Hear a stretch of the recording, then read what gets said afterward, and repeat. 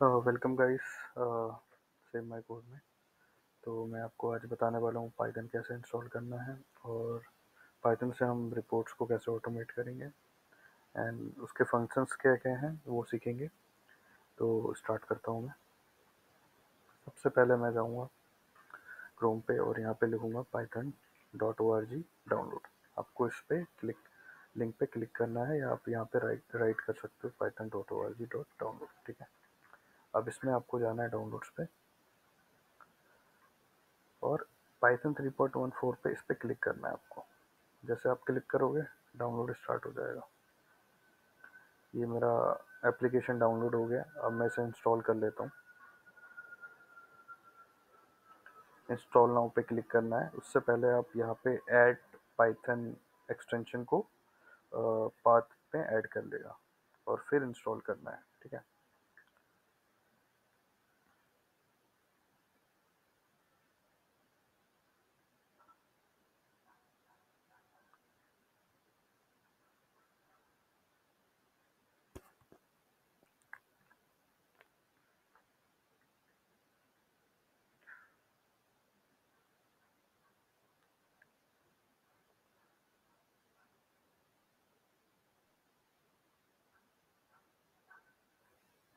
तो ये पाइथन हमारा इंस्टॉल हो चुका है पूरा।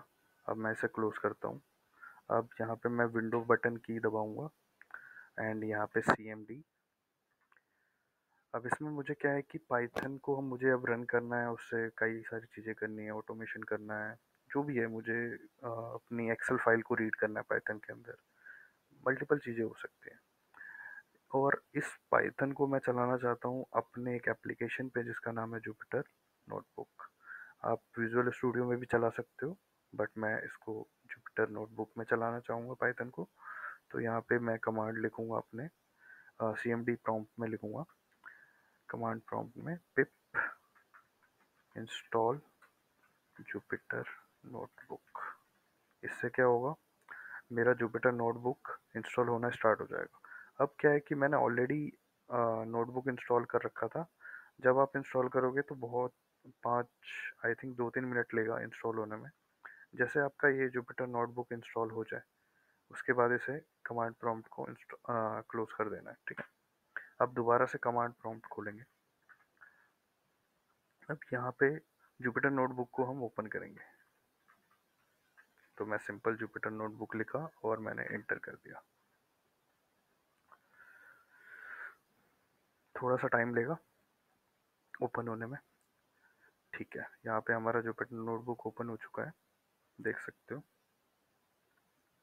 तो यहाँ पे हमारा जो जुपिटर नोटबुक ओपन हो गया। अब सेम आपके जो फोल्डर है जिसमें डायरेक्टरी है आपकी, सेम यहाँ पे भी वैसे ही दिखेगी। डॉक्यूमेंट। अब मैं डॉक्यूमेंट के अंदर गया, जो आपके फोल्डर्स होंगे सेम वो आपको यहाँ दिखेगा। तो मैं एक पाइथन स्क्रिप्ट आपको रन करके दिखाता हूँ। ठीक है। तो पाइथन स्क्रिप्ट में मैं गया।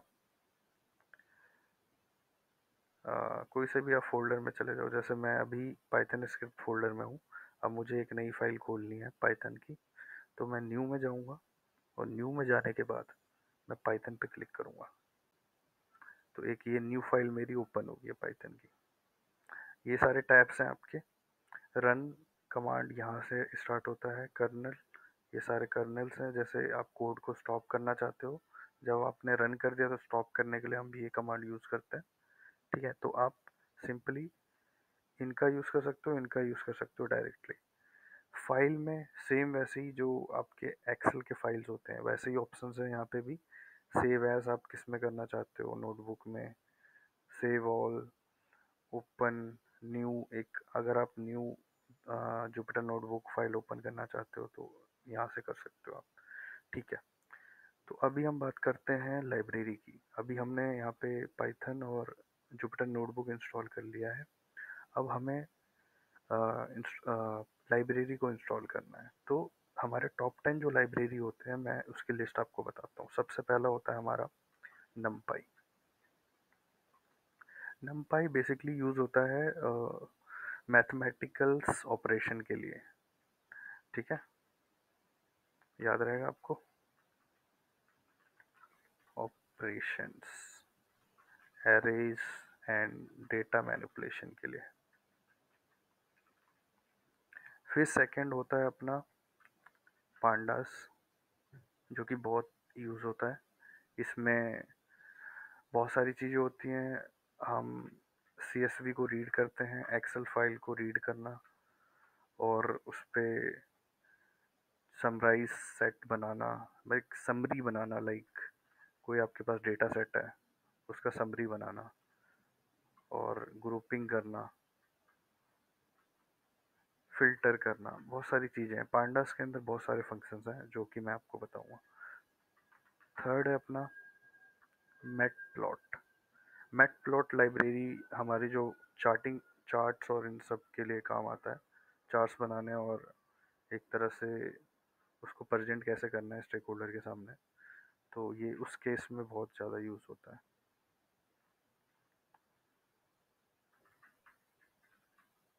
LIV, charts and graphs.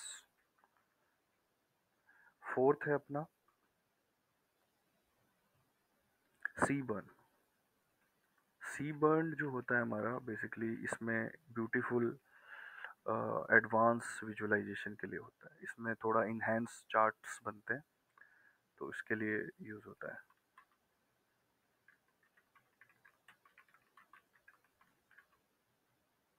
मेरी स्पेलिंग थोड़ी आप देख लेना अपने हिसाब से, ठीक है। तो ये इन सब चीज़ों के लिए यूज़ होता है। फिफ्थ है अपना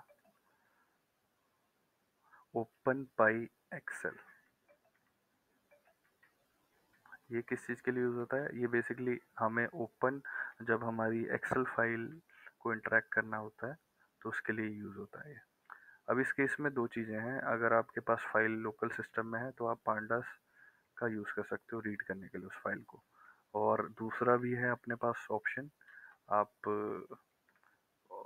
एक्सेल का भी यूज़ कर सकते हो। बट पांडास में आप गूगल शीट भी यूज़ कर सकते हो, गूगल शीट, ठीक है। एंड ओपन पाई एक्सेल में ओनली एक्सेल की फाइल्स आप यूज़ कर सकते हो। तो इसमें रीडिंग हो जाती है, फाइल को रीड करना, एंड राइटिंग हो जाती है एक्सेल फाइल, ठीक है। इसमें रीड राइट आप कर सकते हो। छठा, रिक्वेस्ट।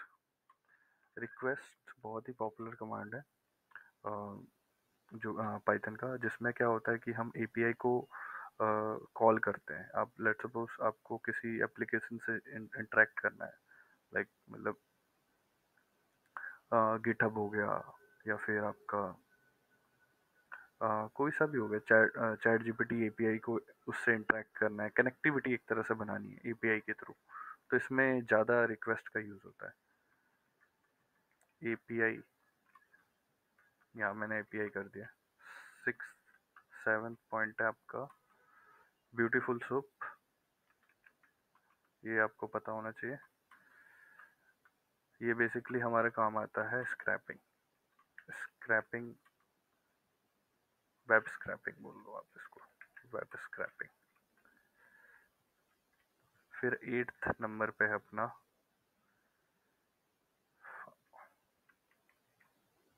फास्ट। ये अपना आता है वेब एप्लीकेशन में,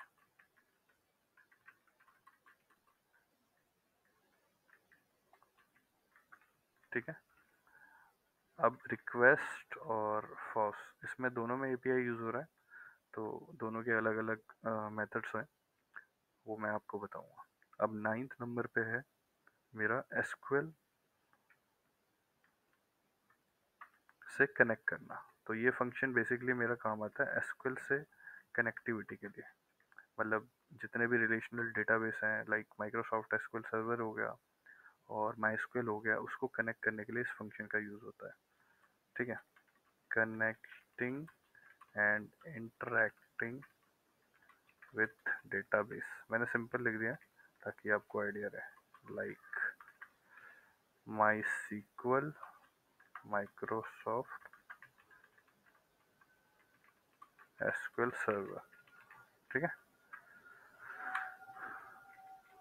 अब मैं 10 नंबर की बात करूंगा। 10 नंबर पे है मेरा TK इंटर। ये बेसिकली GUI ऐप बनाने के लिए यूज़ होता है, डेस्कटॉप। आप ऐप भी बना सकते हो इसके थ्रू, वो मैं सिंपल एग्जांपल बताऊंगा।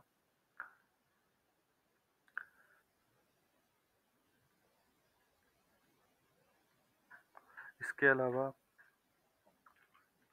पोलार्स का भी यूज़ कर सकते हैं हम।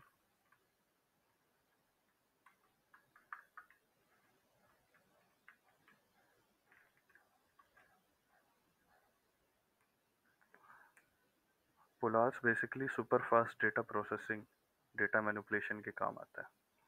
इसमें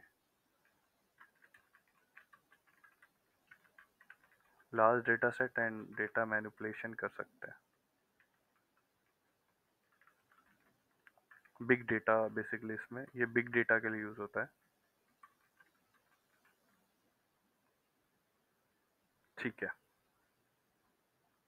तो ये हमारे 11 लाइब्रेरी है जो हम इंस्टॉल करेंगे अभी। तो सबसे पहले हम क्या करते हैं, पिप इंस्टॉल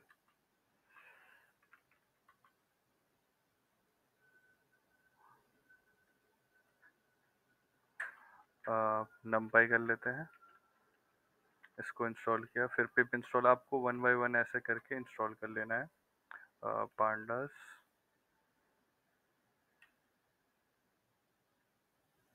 एक एक करके हम इंस्टॉल करेंगे।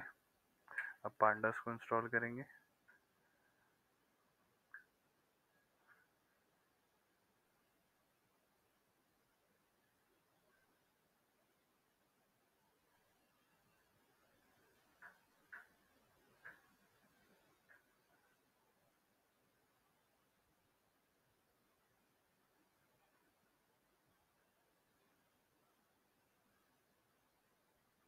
ठीक है, इसमें हम एक और लाइब्रेरी इंस्टॉल करना चाहेंगे, SMTPLIB।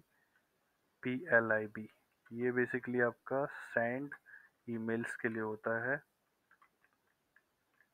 TP जीमेल के लिए, जो कि ऑटोमेशन की हेल्प करता है हमें। तो ये सारी लाइब्रेरी हम ऐसे इंस्टॉल करते हैं, पिप इंस्टॉल, और फिर हम इनका नाम लिखते हैं यहाँ पे। ठीक है दोस्तों, इसमें मैंने आपको बताया कि पाइथन को हम कैसे इंस्टॉल करते हैं, जुपिटर नोटबुक हम कैसे इंस्टॉल करते हैं, एंड ये सारे लाइब्रेरी हम कैसे इंस्टॉल करते हैं। आप देख सकते हो यहाँ पे जस्ट आपको पिप इंस्टॉल लिखना है, देन आपको लाइब्रेरी का नाम पेस्ट करना है एंड शिफ्ट एंटर, या फिर आप यहाँ से भी रन कर सकते हैं इसको। तो इससे हमारा सारी लाइब्रेरी इंस्टॉल होना स्टार्ट हो जाएगी। आप 1 बाय 1 सारी लाइब्रेरी इंस्टॉल कर सकते हैं। ठीक है, इस वीडियो के लिए इतना ही था। अभी हम नेक्स्ट चैप्टर में पढ़ेंगे कि जो हमारी पांडास लाइब्रेरी है, नम पाई लाइब्रेरी है, उसका यूज़ केस क्या है। ठीक है, तो मिलते हैं नेक्स्ट वीडियो में। Thank you.